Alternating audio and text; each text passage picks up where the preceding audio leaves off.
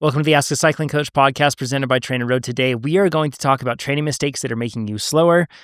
And we have Zach Calton with us, lifetime Grand Prix athlete, gravel racer, races for Yeti, races for Ventum, races for First Endurance, Shimano, Eliel, all the different brands that he races for. You guys probably know about him, obviously, from the Cape Epic podcast. And Zach did live through to tell the tale.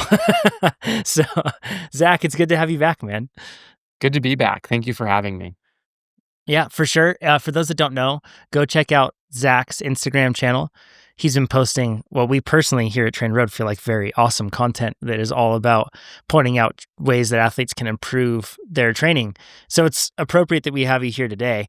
I actually want to talk first, though, about your season really quick. Yeah. It's a season of two halves, let's just say. So you had a tough Cape Epic, Sea Otter, and Unbound. Yeah. Filled with question marks and frustrations. Because I think it's important to point out that, like, in training leading into Cape Epic, things are great. And you also have had good numbers in between those other races as well. You also had struggles with illness and everything else. But then just in racing, it just didn't click. Then at Bighorn Gravel, you did fantastic. I think you ended up second at that one. You won Crusher in the Tushar. You did great at Leadville. When I saw you coming down going down Columbine, I think you were in like 5th or 4th or something. You were up there. Yeah. I mean, I was in a big chase group for 4th, I believe, at that time. So yeah, big group of us, but yeah. It was great. And then you also just won Park City point to point and beat your own course record there. So this is the second half, a fantastic season. Can you let me know, and everybody listening here, what you've learned? Do you feel like it's just clicking and the cosmos are aligned and you don't know what to chalk it up to? Or is there something that you can point to that you do feel has made a difference? Oh man. Yeah. I mean, to me, it's load management, and the Cape Epic is not load management. Load fire hose. Yes. So, yeah. So, I mean, I think, now that I've learned some things, I could probably get through the Cape Epic a little more composed, but seeing as how I didn't, and it was a struggle, and it was a mental struggle as well as a physical struggle. And coming out of that hole, it was never clear what the path forward was. You rest afterward, obviously, but then at a certain point, you don't know if you're detrained because you've been resting or if you're still overtrained and need to continue resting. And that lack of clarity, lack of performance, you do these little kind of like introductory interval sessions to like get a vibe check on the body. And they go poorly, and it's really hard to know if that's because you haven't done structure in so long because you've been recovering from this crazy race, or if that's because because you're still feeling the effects of that race and you need to rest. And all of a sudden Sea Otter comes, and I haven't really done any specific work because I've been stuck in that limbo. And and then I flatted immediately at Sea Otter, first 5 minutes. So didn't even really get to test the legs, like a solo TT off the back is never, really matter. It never feels good. And then, I think over time that, it bleeds into your mental. And I think bike racing is at least a third mental. And going into Unbound, probably the hardest race of the season, the one it's probably the most important to be, mentally strong and willing to fight for positions at these pinch points. With that last few months, kind of hanging over my head, just wasn't in a great spot. And then I crashed and, kind of domed myself. I luckily didn't get a concussion, but it was just one thing after another, and it led to a DNF, which was too bad. I was really bummed about that. Yeah. I mean, this is you mentioned the fact that you didn't know when to come back, that sort of a thing. How did you rebound, or what did you do after Unbound to get to the point where you're back in form that you can execute on, like good form on race day? Yeah, I mean, I usually take a week off after Unbound. It's the middle of the season. It's a crazy long effort. So I'd kind of planned a trip to New York City with my family anyway. So actually, both my dad and I got engaged in the last year, and so we're like, Oh, let's cool. do like a pre-marriage trip with our new fiancés. And anyway, we went to New York for 5 days right after Unbound, and I didn't even I only got to mile like 95 of Unbound, I believe it was. Mhm. And so I didn't even get the full effort, but I still took 5 days off. I didn't think about the bike. I didn't have a bike. I was in New York, and just kind of allowed myself mental space finally for the first time in a long time. And then I came back, and it was like, I don't know why specifically, but it seemed like it was finally enough time, enough rest, enough hardship that I was just very sure that I had put it behind me, and I wasn't in good shape, and I just had to build.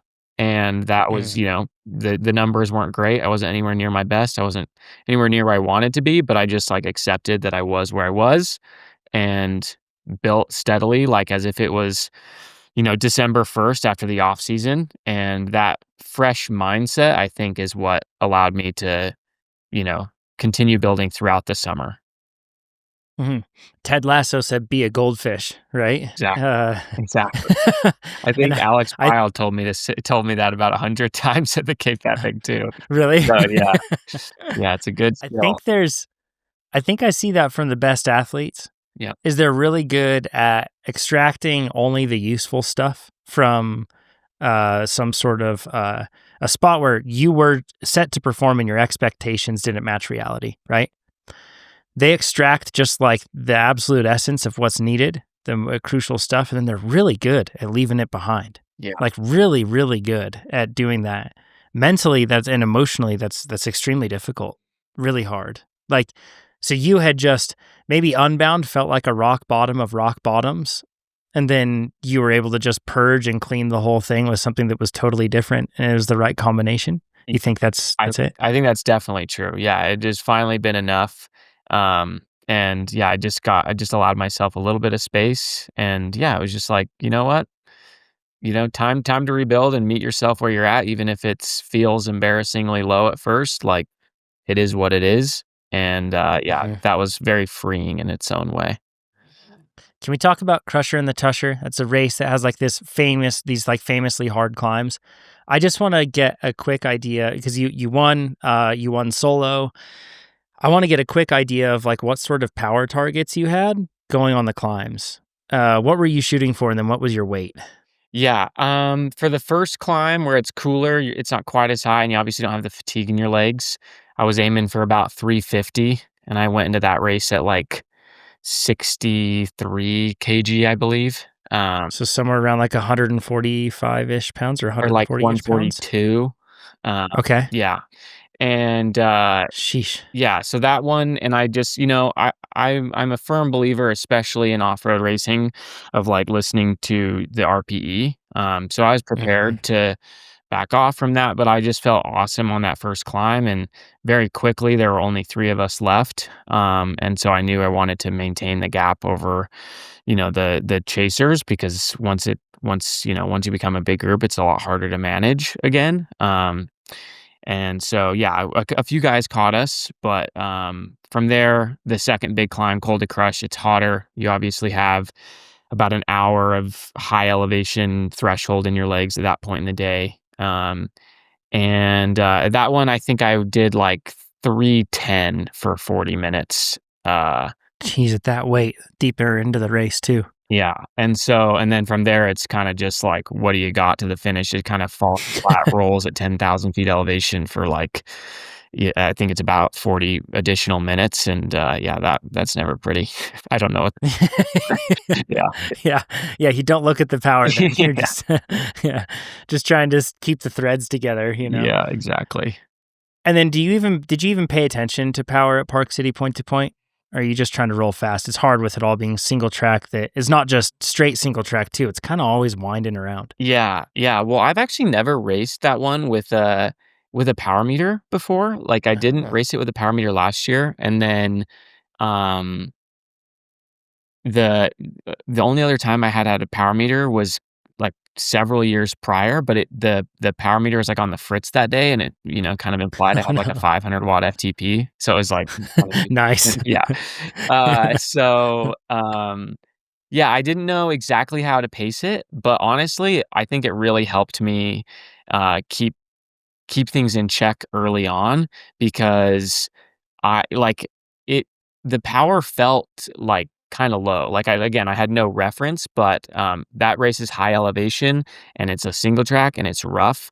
And I knew the power wasn't coming super easy, but again, I had no frame of reference for like that exact race yet. And Mhm. so that, I guess the mismatch between power and RPE at that one allowed me to kind of be like, just like, okay, you can get yourself into trouble really quick if you try to force it here. So yeah, I still used it, but yeah, you obviously can't use it a lot of the times when it's like proper rough single track. It's a little too spiky. You can use it in hindsight, but yeah, it definitely kept me in check the first couple hours, and then from there, you got to just kind of lean into to the RPE, I think. Yeah, that makes sense. And Zach's on that new XTR. You use a Four Eyes power meter too on there, which has I do. kind of become the de facto option for athletes that are riding Specialized, which is pretty cool. Yeah, for Shimano. Yeah. Yep. Yeah, forgive me, Shimano, not Yeah. Specialized. Yeah. A shout out to Janelle and crew over there at Four Eyes. I know they're listening. They're awesome folks. So, okay. We want to get into some questions, Zach. First one's from Aaron. Aaron says, I'm hoping you can give some insight on what went wrong with my training. Disclaimer, I don't currently use TrainerRoad, so I hope you'll still consider this for what it's worth. I'm now considering using TrainerRoad. For that cause only, Aaron. We'll look at it now. Aaron says, recently I decided to take a self-coached route. Over the past couple of years, I spent all the spare time I had reading up on everything I could get my hands on in terms of sports science research. I particularly focused on Seiler's research and published work, as he was credited as the godfather of structured training. I've seen this too, and I'm not sure I would say he's the godfather of structured training. And sorry, Seiler, if that's offensive to you, but I feel like structured training has been around for a very long time, although he's had some very, very valuable insights into it, right? So it says, I found myself confused at first on what polarized was and even found conflicting definitions from Seiler, but overwhelmingly, it seemed the goal was to have the intent of 10 to 20% of your training time to be high intensity with the rest low intensity. I say this because somebody listening will likely say I didn't actually follow polarized training, but what I've learned is polarized training seems to be widely interpreted with a lot of passion, so just go easy on me. I committed to this approach with my available training time, 8 to 10 hours per week, doing 2 interval sessions per week. Started out as threshold and then shifted more toward VO2 over time. Then the rest was in endurance. I used a lactate meter weekly during one high intensity workout and one endurance workout to make sure I was in my zones. I had 9 months of good training, and eventually I got to my goal of the year, which was the road race state championships, and I just had an absolutely terrible day. The day started hard, and I just never felt like I could get back on top of my breathing. I was dangling at the back before being popped off, then repeated that for the rest of the day. By the numbers, my power at LT1 and LT2 has gone up 13% since I took on this approach. So I know I was stronger, but I'm left stumped as to what went on during race day. I know I'm not providing a training calendar to analyze here, but does anything jump out at you here as to say what may have caused this bad performance? Zach, this athlete followed what I would call a very disciplined, polarized approach. I like this approach, by the way. If you are going to do that, and you are going to use a lactate meter, I like that concept of just using the lactate meter on one high intensity session and one low intensity session. Because man, it's easy to get just completely be a slave to that, and it derails everything with your training. So this athlete followed a pretty strict polarized structure. Shows up at road state championships and just bombs. Do you have any thoughts or inclinations, or have you seen anything similar to this, or perhaps even experienced something similar to this? Yeah, I mean, it's we have limited information to go off of as far as Yeah. what could have caused this. I mean, I think that any training that has variation in intensity is polarized by definition. So I think she did great there. Looks like Yeah. she had a nice distribution. Whether or not it fits anyone's cookie cutter definition of pyramidal or polarized, I guess that's another conversation. Yeah. Yeah. But I mean, it's hard to say, but I think racing brings in a lot of skills and things that are not that don't show up in a your power file necessarily. I don't know exactly what she was doing with the lactate meter, but it sounds like maybe she was riding the trainer a lot, and it's like maybe some group ride practice, maybe some you know time in the group and understanding the specific demands that people can place on you on race day, maybe would have helped. And then the other thing too is it doesn't matter how, if you put on 13% or 50%, you know, at the end of the day, you've got to race the other racers. And if they show up a little bit stronger or a little bit stronger in an area where you're weak and they can put you under pressure, that's going to be, something that's somewhat out of your control. It doesn't necessarily mean you made a training mistake. Mm. I see two things, and like you said, there's so many things in terms of the execution on race day that could have gone through, the dynamics there that could have affected this, for sure. I'm going to make some assumptions, but also point out two things that I see in common. Number one, this is a very laser-focused training outcome approach. You're very intentional, very measured, very disciplined. It sounds like about how you went through everything. You don't mention the fact that you did group rides or races or anything else. You just mentioned the training and that's what you did and it raised the power. I think a lot of us cyclists do ourselves a disservice when we hyper focus on the different aspects of our training instead of just making sure that we are hitting the most important things and checking those boxes. A good example of this is hyper-focusing on training intensity distribution. And it's tricky because if you read research is out there solving very specific problems. Or not solving, they're investigating very specific questions. That's a better way to say it. And when they're investigating these very specific questions, that does not mean that it's the question that you have to ask yourself that will have the most impact on your training. However, when we get a study, many times that's what we think. As soon as we see it, we see the fact that a person took in 120 grams instead of 90 grams and it was better. So we suddenly think that is absolutely everything that I need to focus on and that's exactly what I need to do. Or training intensity distribution. We look at the newest study that comes out in that and that then defines our perspective. And then we lose the forest through the trees, or whatever the saying is. We just lose perspective. Like if your goal was to be ready for the road race championships, I'd really argue, Aaron, that it might have been much more beneficial to focus in on getting experience in dynamic racing environments coming into that, and then letting your training focus on the sort of intensity you would have. And that's the second point I want to make.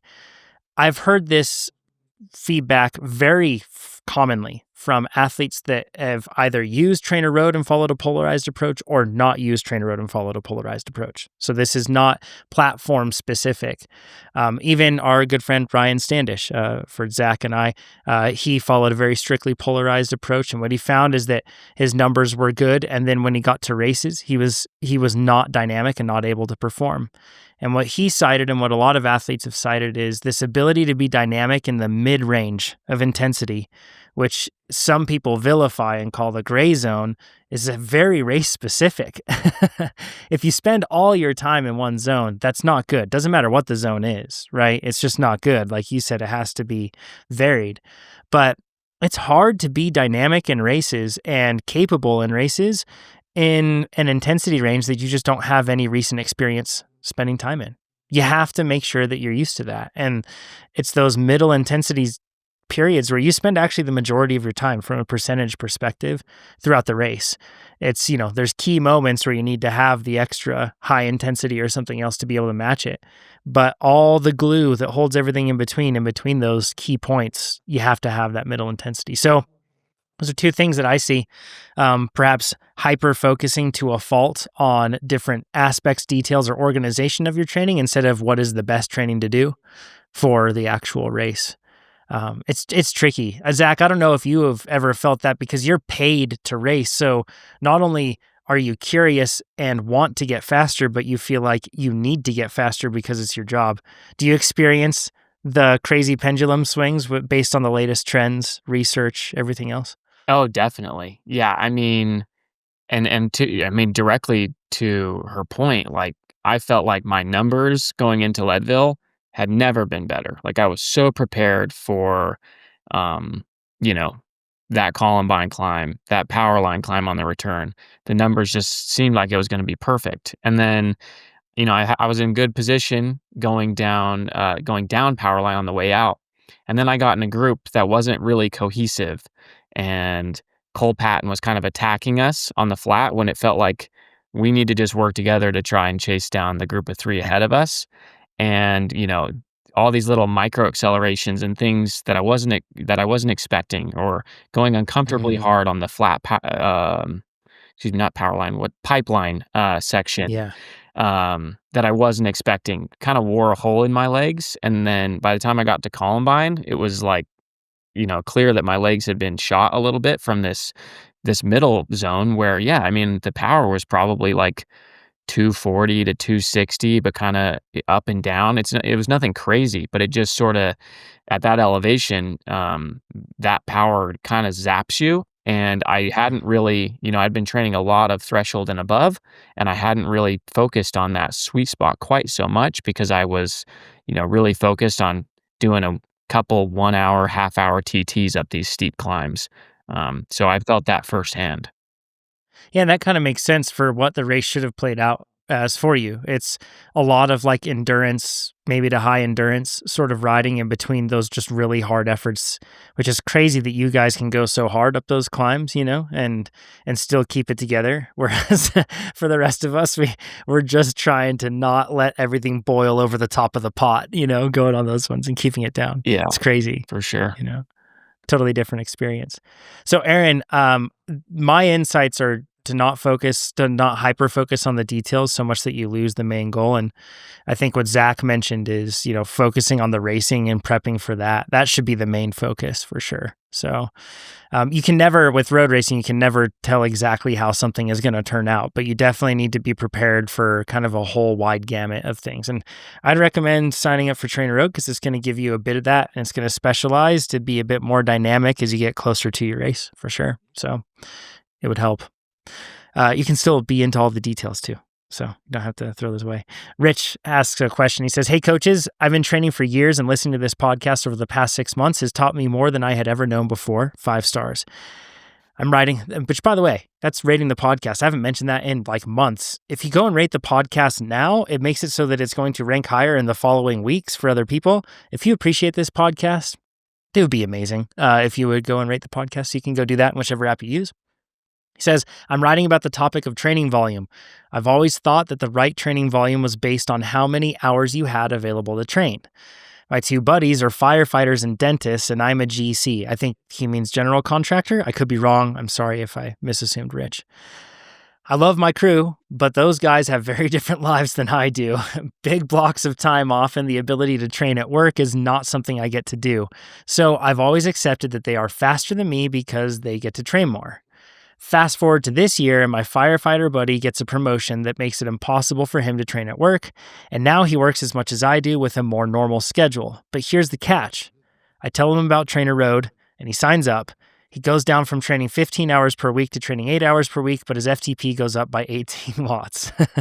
My coach has me train 8 hours per week too, but I haven't seen that type of increase in forever. He's a good coach and I like working with him, so I'm not questioning that. But I'm just wondering how all of this is possible. Thanks for your time. Keep up the great work and the podcast, but I'm going to stop telling my friends about TrainerRoad now. Don't follow Eric's or Rich's example, please. Tell your friends about TrainerRoad. Your friends getting faster will make you faster too. So, Zach, what are your thoughts at this one? He's doing less volume and he's getting faster. Have you observed maybe unexpected dynamics between training volume and getting faster for you as a pro? Yeah, definitely. I mean, one one way to kind of look at this is like almost like it's a taper, right? We do bigger volume, bigger load, you know, in a big long-term build towards a race target. But when we want sharpness and we want to increase, race performance, we drop that volume down, and the intense sessions are highly specific, and that reduction in volume allows you to have like adaptive capacity for these race specific tuning, because you can't, you know, generally speaking, you can't get, a bigger endurance and a better FTP and more VO2 and sprint, all at the same time. You have to kind of pick Yeah. your battles specifically.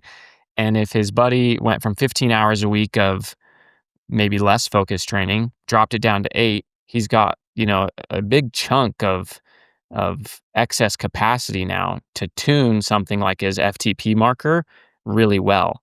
And I think long term, the reduction in volume, assuming the training was as quality, yeah, it might decrease his overall ability over time, but short term, you can really sharpen up. So it actually kind of makes sense that this intense marker like an FTP test would go up in the short term if the training is specific, even though the volume dropped.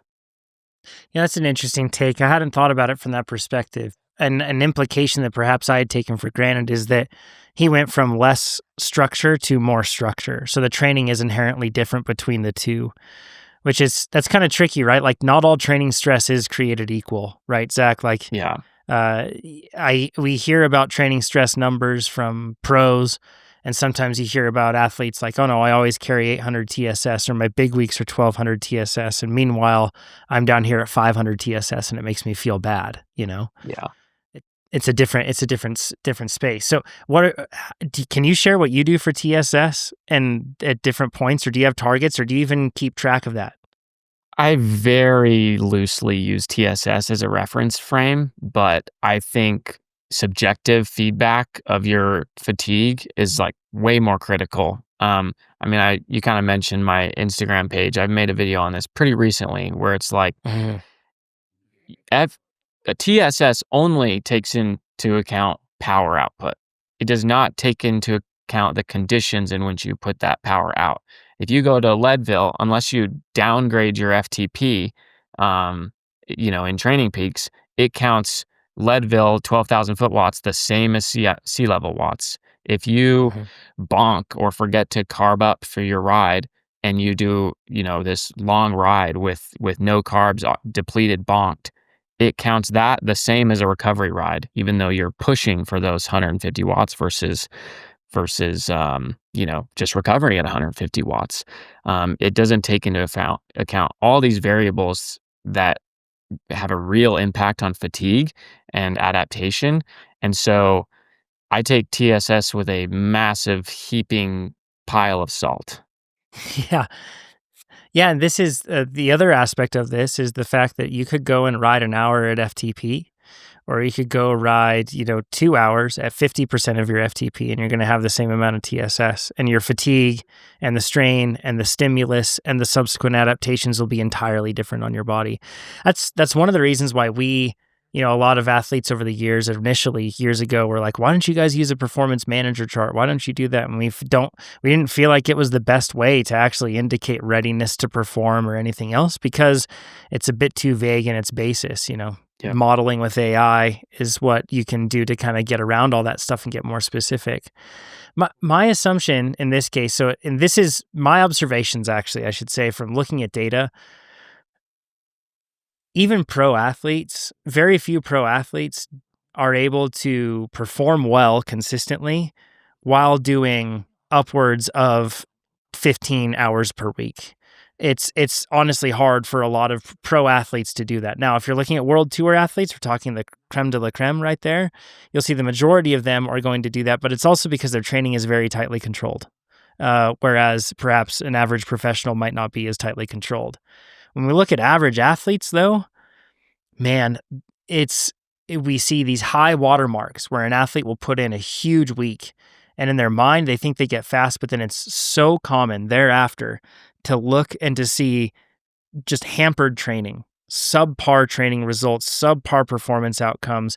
And it's funny because they'll stand out from the norm because they'll have a big week, and I'll look at their account and I'll look through it, and all you have to do is just look at the ride titles, man. Like the ride titles thereafter, and it's like disappointment, frustration, illness, and it just carries on. Yet in our minds, we think that we need to do big volume because I heard that Tade does 40 hours a week, or I heard Zach did a 30-hour week. And as a result, that's like, I just need to, if I do 15, that's half of that. I can sustain that. When in reality, most of us are better off maintaining 8 hours consistently. And then we actually have a much more sustainable build We can perform whenever we want. Like, you aren't to the point where you're completely blown up. And then when life gives you a curveball, it's not like you're at your limit and it makes everything boil over. Instead, you have a bit of space to work with. So your friend, and of course I'm going to be partial to this, but your friend Rich is now in a spot where he has a bit more bandwidth to be able to adapt to his training, kind of like what Zach said. And I do differ from Zach's opinion, though, is that I don't think it's going to be a short-term diminishing returns or anything else like that. I think that actually your friend with 8 hours per week, as long as he's following a TrainerRoad plan, it's going to be like very well structured. And as a result, he's going to see like sustainable performance at this level, perhaps increasing beyond that, but certainly sustainable performance at that. Like, we are hyper concerned with making sure that athletes are not overdoing it. And we try to build in tools and features to constantly help all of us from hurting ourselves. And I don't think that he would be getting to a point where it'd be diminishing returns, but you don't need to do a big volume. And if you look at your time and it's not intentional, like you didn't have a target of what you were supposed to be doing for a specific time on the bike, then you can make your training more efficient. Now, a totally separate topic, though, is if that makes cycling enjoyable for you or not. For somebody listening to this, it's like, for me, it's absolutely what I want. Every single second on the bike, I want to have a power target. It just makes it so that I have something to chase, something to look for, something to focus on. And that checks my box. But for somebody else, it's the last thing that they want on the bike. It's totally, you just have to find what works. Yeah, I think you can be faster with less. Zach, how much volume do you think you'd have to put in, like as a minimum, in order to perform and be able to be like, a top 15 rider at the Lifetime Grand Prix? Oh, yeah. I mean, that's a tough question. I think if you're consistent and you can avoid these pitfalls like you've mentioned, I mean, I think like the smallest I see any of the guys doing is maybe like 700 hours a year, Hmm. ish, which, Okay. I mean, that's only like 14 hours a week on average, once you factor Yeah. out your kind of end of season break and things like that. So maybe their median is closer to like 17, which, yeah, I mean, I don't know his friend or what his, history is, but 15 hours a week is enough time to win everything locally, pretty much, if it's Yeah, documented enough. that's a lot of training time, Yeah, man. It's a lot. it's a lot. And I do know a lot of people that are training that much, but they aren't at that performance level, you can put a lot of time spinning on your bike and not have it be like actually meaningfully productive. So yeah, yeah. Zach, do you have any more thoughts on this one before we move on to Sean's question? No, I think we pretty much covered it. Cool. Awesome. If you're watching this podcast, you're enjoying it, share it with your friends, give a thumbs up, rate the podcast, go and follow Zach on Instagram. Sean says, what, if any, this is a short one, what, if any, value exists in sprint training if I'm not going to be a sprinter? Sincerely, somebody who never sprints. How much time do you spend sprinting, Zach, as a person that also, you don't look like you're built, like a Jonathan Milan or anything else? Yeah, I mean, all out sprinting, I don't do a ton of it, but the value is definitely there. And like especially in the last couple of weeks, leading into Schwamigan, coming off of Leadville, I've been doing more than usual. So yeah, I mean, it's probably, sprinting's very intense. So but like one session a week with 5 or 6, 10-second, pretty much all out sprints. And that's, peppered on top of VO2 work and endurance work too, of course. But, yeah, it's definitely doesn't matter if you're a sprinter or not. You're going to have to sprint if you're racing or competing against other riders. Yeah, I think it's a good skill for everybody to do occasionally Yeah. and consistently.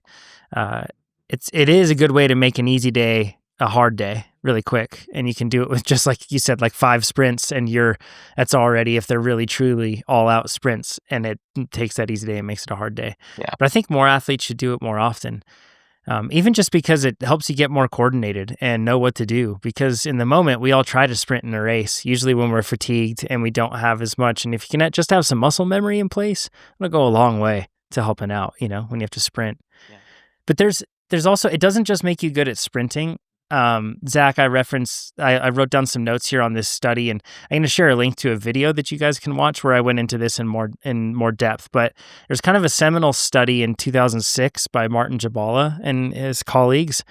They took 16 young active males, and they were assigned to either a sprint training group or an endurance training group. So these are on the endurance side, they were doing aerobic training that wasn't just low endurance, but they were doing a variation of different things, but keeping it relatively low intensity. They tested each group before and after training interventions in the following ways. They gave them a 50 kilojoule time trial. So basically, how quickly can you burn 50 kilojoules? And then that's roughly about 2 minutes to test their short power. So, and then they also did a 750 kilojoule time trial, which is roughly about an hour. So it tested their short power and their sustained power capabilities. They took muscle biopsy samples to test the muscle oxidative capacity, which sounds extremely painful, by the way. And then they saw how much energy your body can process and turn into work. That's what they were trying to measure with the muscle. That's what muscle oxidative capacity is. They also measured muscle buffering capacity, or your ability to process and clear byproduct like lactate and hydrogen, and then the muscle glycogen content, how much energy you can store in your muscles. Each group did 3 training sessions per week over the course of 2 weeks, and the SIT, or sprint intensity training group, did 30-second all-out efforts with 4 minutes of recovery between, and the number of intervals was increasing from 4 to 6 per session over the 2 weeks. And this is all they did. This was their training. So 30-second all-out sprints, 4 to 6 of them, or 4 of them, or 4 minutes in between, and they did 4 to 6 of them, and it just continued and increased. The endurance group rode continuously at 65% VO2 max, which if you think about that, that's roughly around tempo to sweet spot intensities. So this isn't just like riding super low, but this is actually known to be a very productive place to get aerobic adaptations, is that tempo and sweet spot zone. And then the length of these sessions increased from 90 to 120 minutes for that endurance group. But here's the surprising thing is the results, the sprint intensity training group, they spent 90% less time doing work intervals. If you were to actually measure their working time, doing something that's intentional like a work interval, 90% less time doing it. Yet they had similar improvements in short and long time trial tests after the intervention, and also similar results from the muscle biopsy tests. So in this one, the researchers said, given the large difference in training volume, these data demonstrate that SIT, or sprint intensity training, is a time-efficient strategy to induce rapid adaptations in skeletal muscle and exercise performance that are comparable to endurance training in young active men. So this is also, but it's fair to say, this has been backed up since 2006 many times over by individual studies, by systematic reviews, and meta-analyses. That sprint intensity training like this drives actually aerobic adaptations. Even though you think that it's just an anaerobic effort and it's more akin to strength training, it actually does send really strong signals, even at the 30-second duration, to drive aerobic adaptations. So it's super interesting, and I think a good vote and a good thing for us to remember that it's not like we can turn off the light switch and just have aerobic training and then anaerobic training. The vast majority of everything we do as a cyclist, almost all of it, even when we're sprinting, it's still extremely beneficial aerobically, Zach, have you ever looked into these studies? They also did ones where they did 1 minute all-out efforts. And I can't remember the exact study, but I think they did 6 1-minute all-out efforts in a session. That's really hard. It's so hard. That's yeah. I mean, I looked at this study and it looked like they did 30-second, and I believe it was like 4-minute rest, and then and eventually up to six reps of that was the longest session. And yeah, I mean you've got, I believe it's like 6 to 8 seconds of phosphocreatine stores when you're fresh.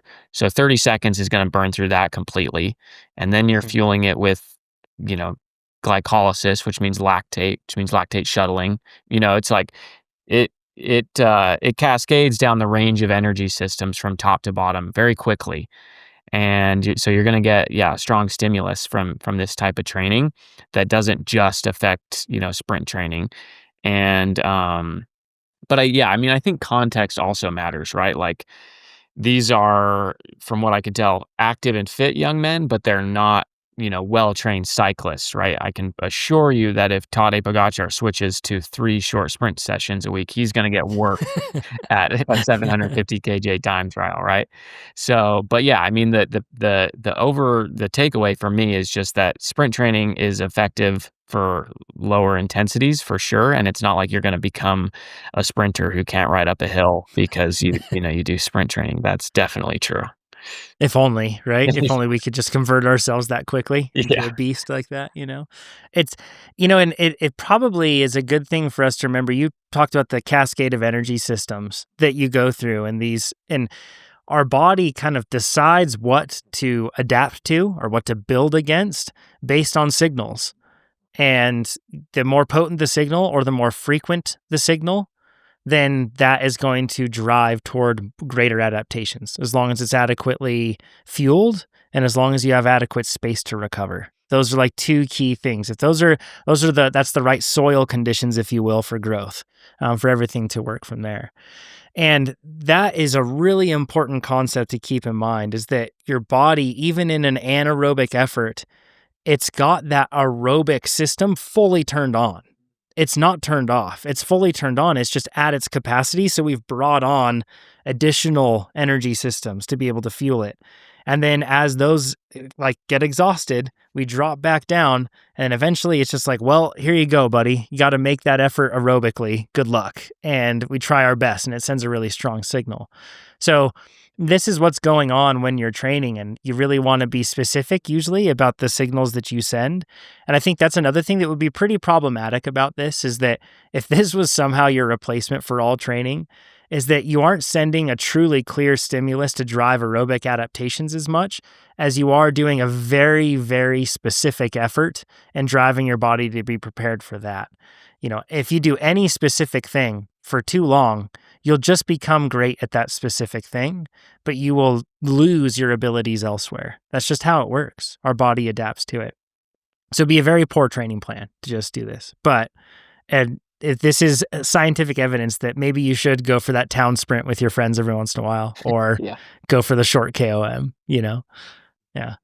Zach, on efforts, we tell you this is like a 30-second effort, which honestly, remember, these aren't 30-30s. This is all out for 30 seconds. So that's something else. But I can't think of a more painful effort than 1 minute efforts. I don't know about you, which one hurts the most, but 1 minute, true 1 minute all out, where you aren't planning on repeating it again, even if you have to. Yeah. You're just going 1 minute all the way out. That's you feel it's like a dramatic film that goes through your mind of the pain and suffering that you go through from start to end.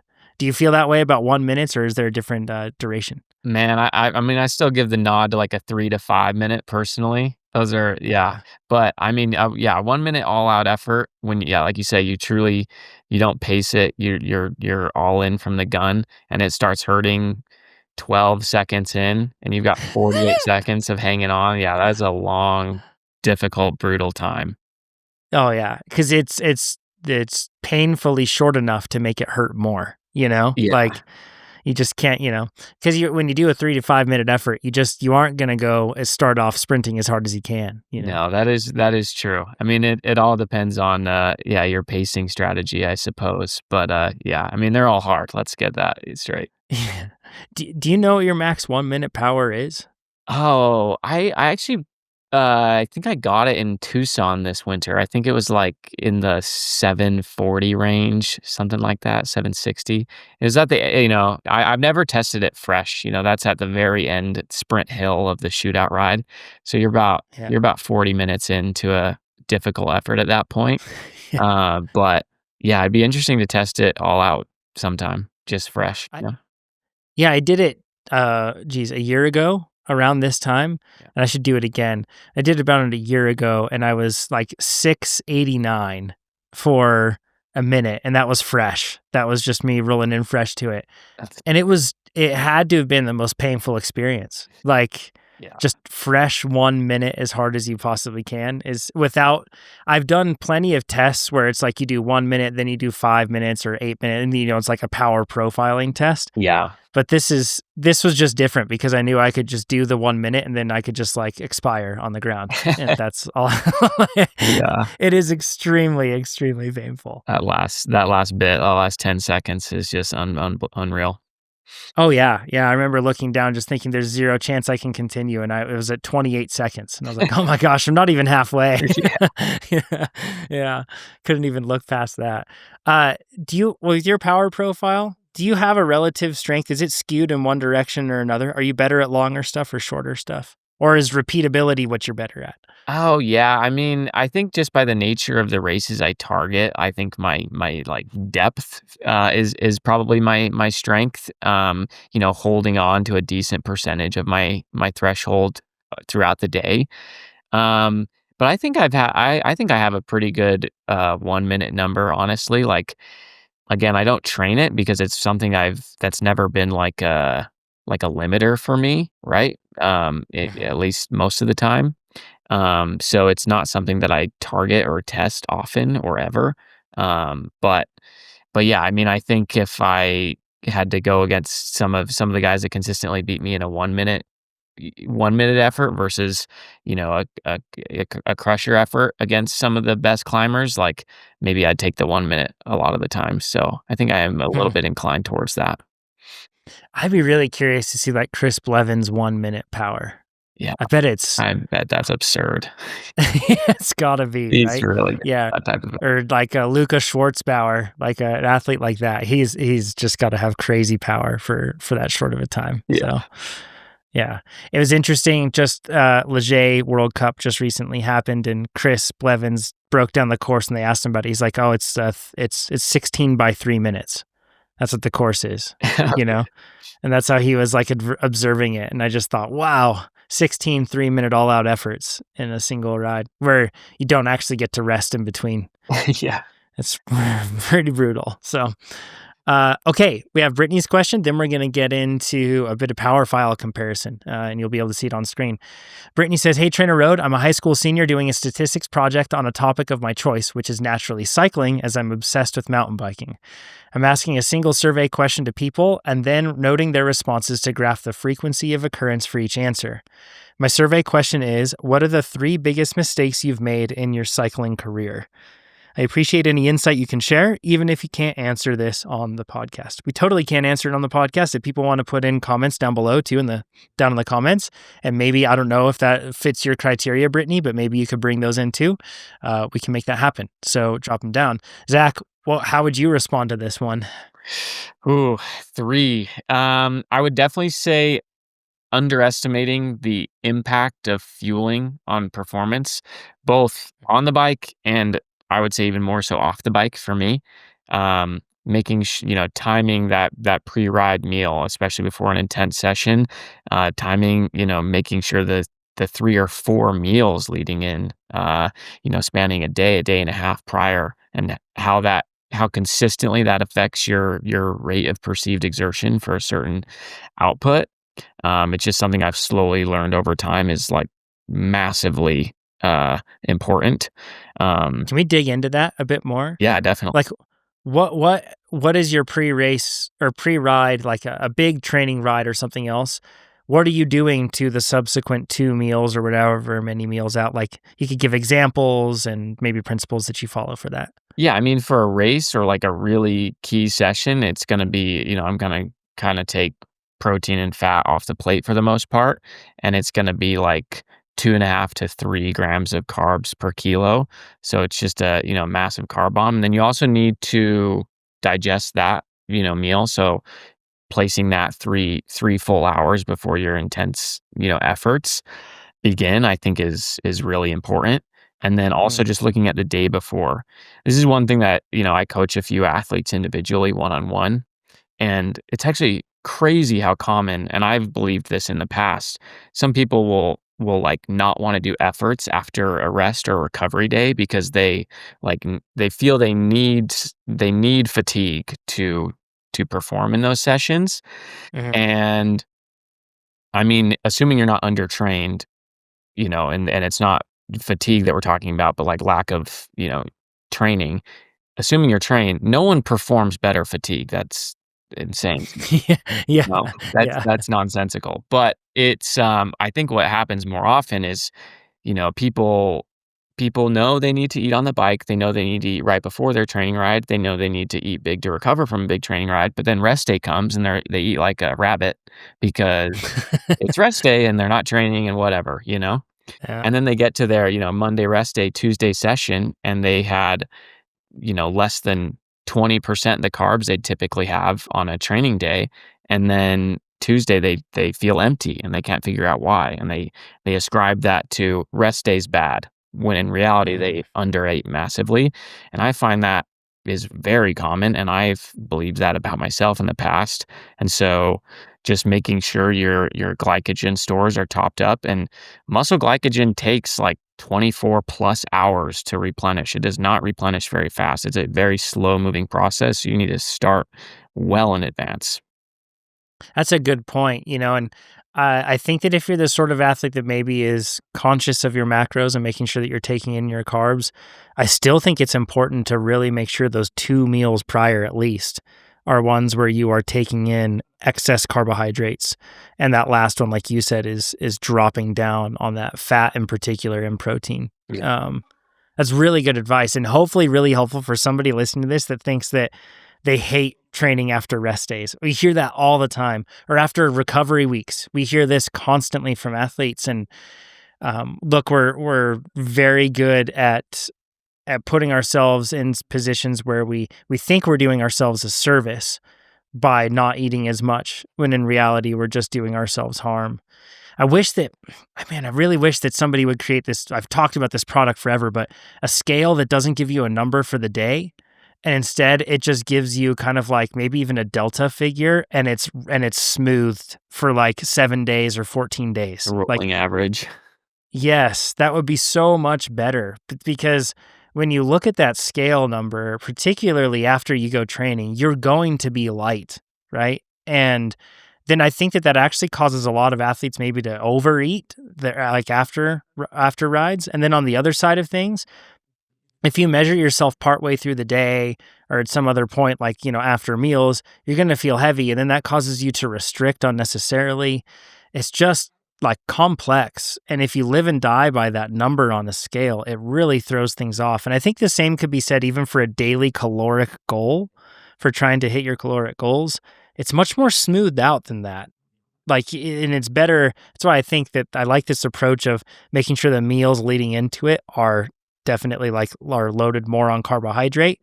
And that allows you, if I think a good rule of thumb is if you ever feel famished after a ride, instead of thinking like, wow, I really burned a lot, you should be thinking, wow, I should have fueled better beforehand. Yeah. I should have given myself more fuel either before and or during. And if you follow that rule, and then you make sure that you're fueling the prior 2 meals sufficiently, it's kind of hard to get yourself in trouble, Really helps a lot. So that's one. Okay, Zach, what else?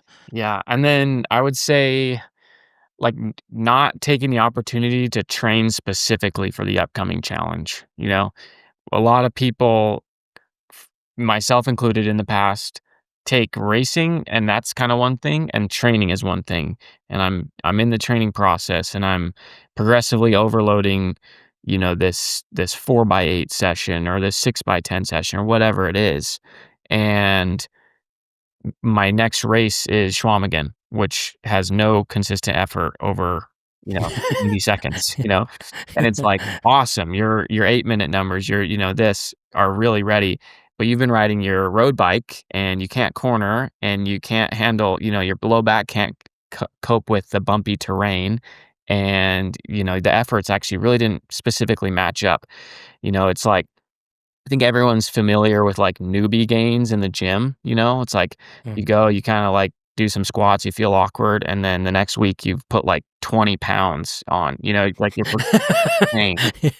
And that's the case for, to a less obvious degree, but that's the case for training specificity. It's like if you really dial in and hone in on these super specific efforts that are catered toward a specific target, you get these really quick, easy gains on top of the engine you've been building all year. And not dialing in on that specifically enough, I think I've left results on the table big time. Mhm. Yeah. The principle of specificity is very obvious, it seems. However, it's really easy to overlook it for sure.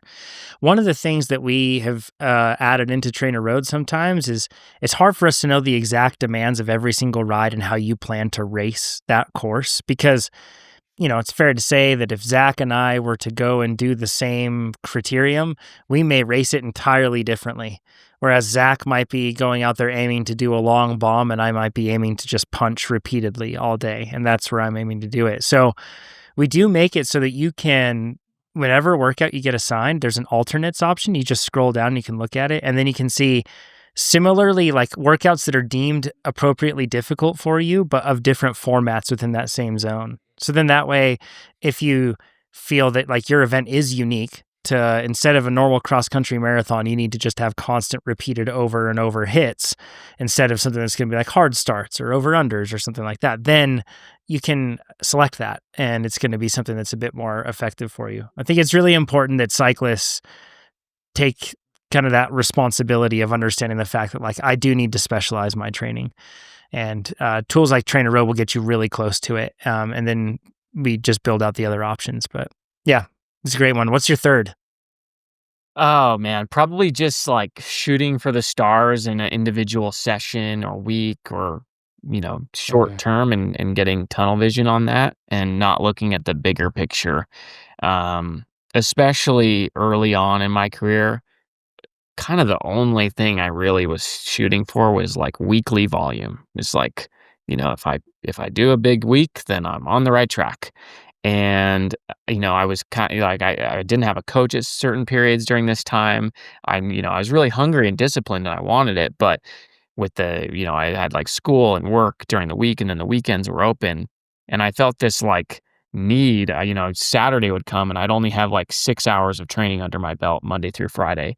But last week I did a 19-hour training week, so I gotta get 13 hours at least in the next 2 days, otherwise we didn't do, the week. And so I would just like, commit to that and do 2 7-hour rides Saturday and Sunday. And it was just kinda like you've completely lost the plot, missed the bigger picture and putting together, big 12, 16, 20-week builds and big years of training volume and linking up years of training volume is so much more important than any, heroic week, month, 3 months will ever be. Yeah, or even a workout. You go down to that Yeah. scale, right? Where you like just think that you really need to absolutely blow your targets out of the water for a specific workout. Yeah, or extend it and add reps, add 2 reps, add a little KOM on top of your already very difficult session, whatever it is. Yeah. Yeah. I never want to look back and be like, well, I won practice, but I didn't win what actually mattered. I never want to do that. And I've definitely been guilty of that before. It's never, I think the best athletes are really good at making sure, and this is aside from cycling, away from cycling, but they're very good at making sure they train within like 10 to 20%, like 10 to 20% of their ceiling. But they aren't every day hitting their capacity. And cycling in that respect is also, I think, the case. We build up in our minds because we'll see some pro athlete share a sensational video of them, like where they do a selfie video while they're laying down on the ground panting after a hard workout, which if they could even film themselves, then you should question that concept entirely anyway. It's like crying on social media and filming it. So, but with that in mind, a lot of us feel like that's the signal and that's what I need to go for. Every workout, I need to finish so that I'm on the ground.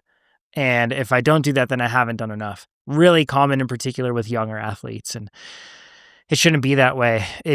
Doesn't it feel good, Zach? Like when you can actually nail your workout and then you don't feel destroyed and you can like look forward to tomorrow. Yeah, you can look forward to tomorrow. You can progressively overload it, on Thursday, if it's a Tuesday, Thursday type thing, like, yeah, it's a great feeling. And just Yeah. getting into the rhythm. And that's also when the big gains come, like sometimes it seems like you don't make a ton of progress in this sport. And then all of a sudden, when you link up multiple weeks, multiple months, and all of a sudden, your power profile looks completely different. That's because of the consistency. Yeah, exactly. Yeah.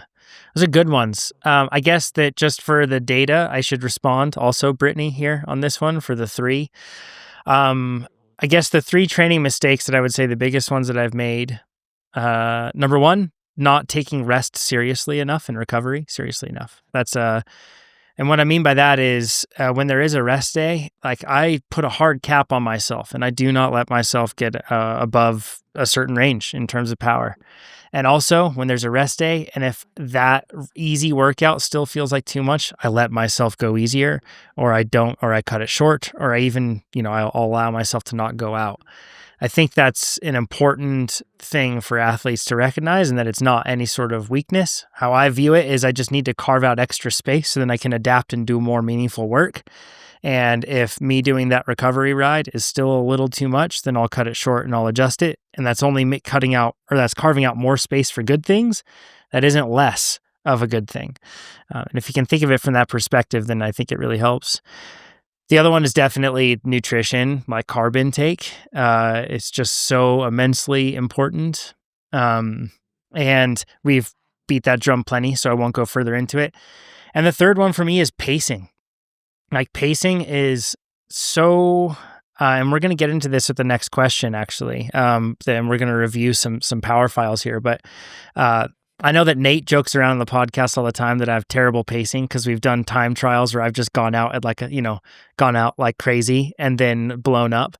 And those were in my early years and I didn't understand it. And the one thing that I had was insane repeatability and punch. And that's like a strength of mine. So I would just lean into my strengths and then, I would fizzle and I would blow up compared to a person that was more measured. Over the years though, I've completely flipped that over and I know how to pace for different events and I know how to do all that. And man, if you're not racing for the win, like the vast majority of us listening to this are, usually there's only one person that wins every race. You're going to have a way better result if you have some sort of a pacing plan to operate off of that's going to push you to your capacity. And man, it is so important. Not going out too hard, but then also making sure that you're going just hard enough so that by the time you finish, you have expired. There's nothing left, There's a bit of an art to it, but it's definitely mostly science and discipline above all. So those are the 3 things that have helped me. Let us know what your 3 are, the mistakes that you've made, forgive me, in your cycling career. Hopefully we can get some good data for Brittany. So. Okay, this is some extra credit stuff. So we have 2 questions actually that are very similar. So I'm just going to read one of them and then we're going to review 3 files. This was actually something that I mentioned in last week's podcast and it was like a request that we do cover it. So it says, this content has been crucial in making me faster over the last few years and I can't thank you enough for sticking with it. I know we are probably moving past the Leadville question window, but this week's episode with Keegan so this is an older question, left me with a couple questions of my own.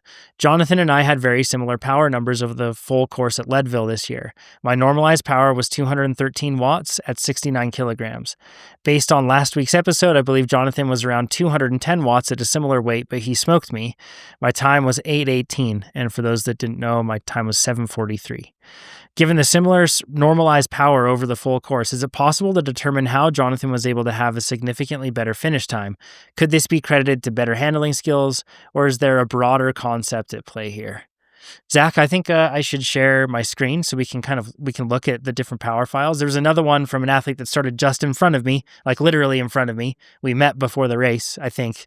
And then they're a much taller athlete and they have a 399 watt FTP. So but very similar in terms of watt kg and everything else. So we're going to look at 3 race files from the same race and see how they ended up having different times. And hopefully that gives us a bit of insight. So Zach, let's look over at the screen here and we can start to see my power file from Leadville. So we can see that I did 210 watts. At this point, I had a 291 watt FTP at 4,500 feet, 5,000 feet-ish where we live. So that would have put me just over 300 watts down at sea level for comparison purposes. And then, yeah, 60, I think I was 69 kilograms on race day, or right around there on race day. So right around the same as what we were talking about there for that other athlete. And I did 210 watts normalized and 188 watts average. What I want to do here is I want to look through the time and zone that we had for each for myself and then these other two. And Zach, if you want to just point out things that you observe as we go throughout this and like what you think, then I think that could be helpful. I guess first things first, let's just take a big picture look at my power profile here. And you won't see heart rate on mine. I didn't have a heart rate monitor for the day. Then here's this one here. And this is from our question asker, Kyle. And then we have this last one here, which does appear more evenly paced perhaps than the one that we just looked at. What are your thoughts just looking at these already? I see you smiling. I mean, instantly we see a massive increase in coasting. And especially when we're comparing normalized power, that's going to massively affect, true speed. And, as opposed to, when you look at average power versus normalized power, if you're coasting more, that delta between average and normalized is going to be much bigger. Yeah, I see. For me, 210 normalized, 188 average. And then if we look at the spread for Kevin, this person, 213, 180. And then these numbers are going to be a bit weird because their FTP is super high, but 239, 200. So the spread is wider for all of them compared to mine's much more compact within there. Another thing that I mentioned that I'm seeing just here is that I start to see a big drop here at Columbine. And then something that I find helpful is to look at first half versus second half. Yeah. So if you look at the first half here for this one, they did 230 normalized and 201 average. But then if you look at their second half, they did 189 average and 189 normalized and 157 average. Let's compare that to mine. For the first half, I did 222, 206, so less power. But then in the second half, I did 193, 167. So more power in the second half, right? Which whether that's because I was pacing underneath myself a bit more or whether it's because their threshold was actually different, who knows, but it should have been around the same. And then we see the same thing here, but this is actually, I bet, pretty evenly split on this other one here. We have 243 watts for the first half and 210 watts average. And then for the second half, 233, 187. I almost wonder if they kind of, if they negative split it too much. They didn't go hard enough in the first half. What do you think, Zach? Because this does have the descent from Columbine in there. Yeah, I mean, that can definitely be the case. And, dealing with traffic all day, at a certain point, it doesn't become efficient to be, behind these groups. It becomes a detriment. Dealing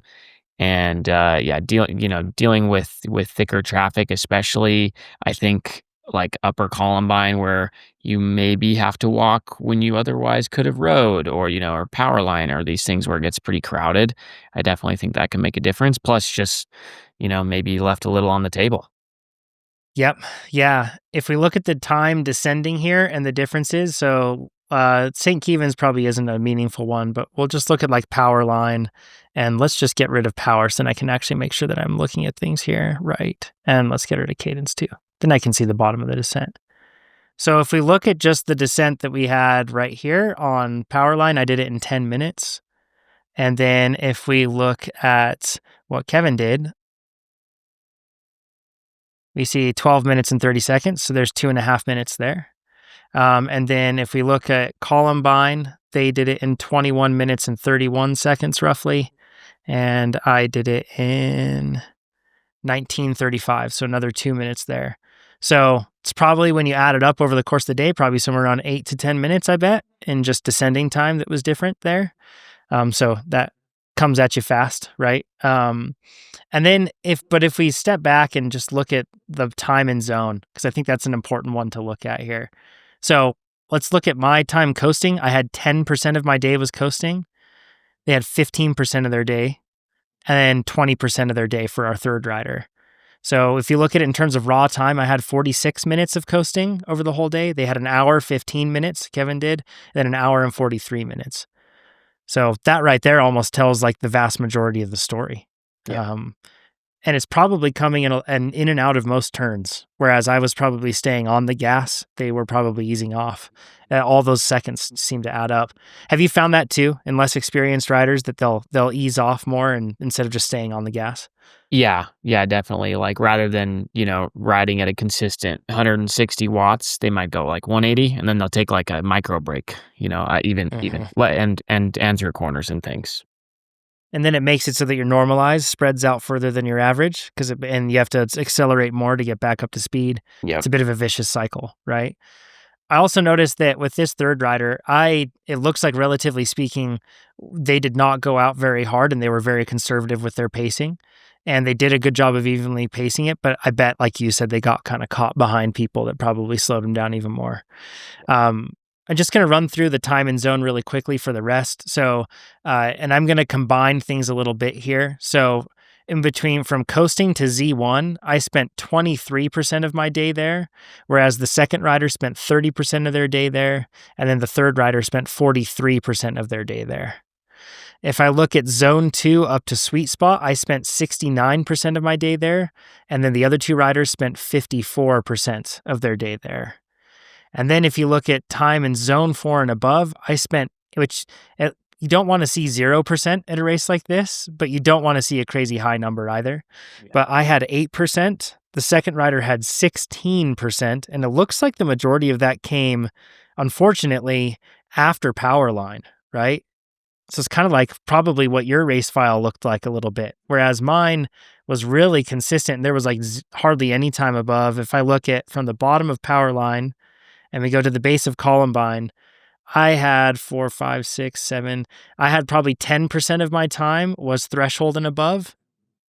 Whereas if we look at their time from the bottom to there, it's about 10, 17, about 25% of their time. I think I'm doing quick podcast math, so it's probably bad. But 25% of their time was above threshold in a section where it's absolutely crucial to not be above threshold. And this probably meant that probably explains this, right? That we see this kind of drop up Yeah. Columbine. Yeah. Yeah. So I think that this is like the crucial thing that we talked about earlier with pacing and why it's so important. It's like pacing it doesn't just look like holding the same exact power target the whole time. It looks like allowing yourself to kind of float within those ranges, but you definitely can't break any rules. Do you see anything else in this, Zach, that stands out to you or any other points that you'd want to make? I mean, yeah, I mean, you kind of already made the point, but yeah, I mean, Leadville is just the most visceral place to learn, where going into zone 4 and above consistently. And, Leadville adjusted, probably it's even worse than it looks, Um, Yeah. and, that's a place where you really feel that, and there's just a lot less coming back from it. Um, so that's one thing I see. And, you kinda live in tempo at a well-executed Leadville, and you see that you have more time in that, sort of sub-threshold zone / Leadville adjusted threshold, and that's Mhm. kinda where you want to live, and that allows you to, keep a lot more in the tank for later, but also not like you say, you can't just, soft pedal Leadville either, it's still a race. So, yeah, it's a balance for sure. For sure. I want to look at one other thing. I want to look at average speed through the flats for both of us, or for all three of us. So my average speed from the base of Powerline to the base of Columbine was 17 miles an hour. And then if we look at Kevin, their average speed was just under at 16.8. Mine was 17.1, even though they had more power than me. So that probably also shows the fact that and I don't know, it does kind of look like you were with groups because it was pretty punchy, but I was with a group, but I let that group go probably 5 different times and then ended up catching them because they were going too hard and I just stuck to my power. So I think that that's like an important thing to mention. And then this third rider, you were 16.3 miles an hour in that spot where I was over 17 miles an hour. Coming back from Columbine, the third rider was at 14.2 miles an hour. The second rider was at 13.8 miles an hour. And then I was at 14.9 miles an hour. So even though it looks like my power wasn't as high and maybe and as volatile, it was faster.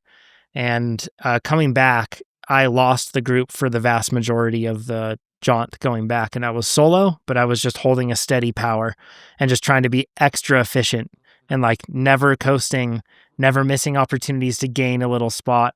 I was really like analyzing every little aspect of the course in front of me to miss every little rock and do everything because I figured that was a worthwhile thing for my ADHD to focus on while I would cut through it. So, but I think that's like another thing, that could help with this one. So yeah, it's a bit descending, but then on top of that, it's also so much of it is just how you pace the effort, similar power to weight ratio. And then it's super interesting to see how just because of the pacing plan, it turned out differently with all that. So coast less, stay on the gas more, train more inside, and you'll get used to that, by the way, because you don't coast. And if you do train outside, try to find routes that allow you to be able to hold the gas on, So Zach, what's next for you? Heading up to Schwamigan for stop 4 of the Grand Prix, and then I'll do gravel. Anything special? Anything special you're doing to your bike for that one? I'm bringing both, but I'm leaning towards the drop bar bike again. Really? Yeah, yeah. I mean, Cool. that one I would say, I don't know. Leadville gets this reputation for being non-technical, but I would say Schwamigan is even significantly less technical than Leadville. So I mean, we'll see. There's a lot of out of the saddle time that I really do like the mountain bike for. So I'm going to bring both. But